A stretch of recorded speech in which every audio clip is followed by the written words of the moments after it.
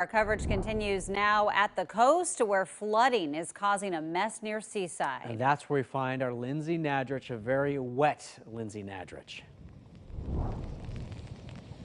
Yeah, hey guys, I am completely soaked. My coat is drenched, so are my pants. My photographer's all wet because this rain out here just will not quit.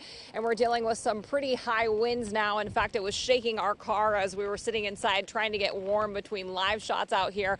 We are standing just before the section of Highway 101 that is flooded heading into Seaside here.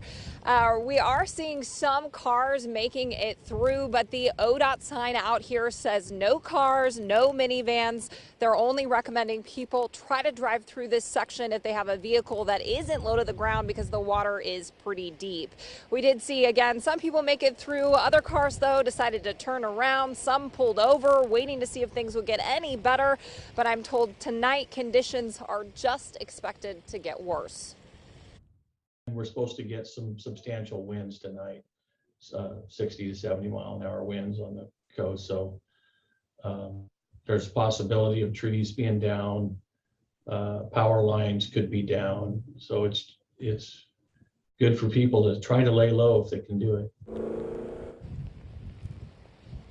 Well, the Clatsop County Public Works Director says the flooding we're seeing is worse than normal because of the perfect combination of high tide, high winds, snow melt, and rain that just will not quit.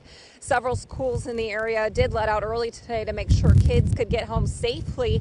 If you come to a road that's closed for flooding, they say not to risk it. Don't go through because there's always a possibility of debris under the water that you can't see. The county does have sandbags available if you need them for your property out here. And again, this section of 101 is flooded, and it's not the only flooding we're seeing in this area. There are other road closures. We have a link to the road closure list right now on KOIN.com. Reporting live, I'm Lindsay Nadrich, KOIN 6 News.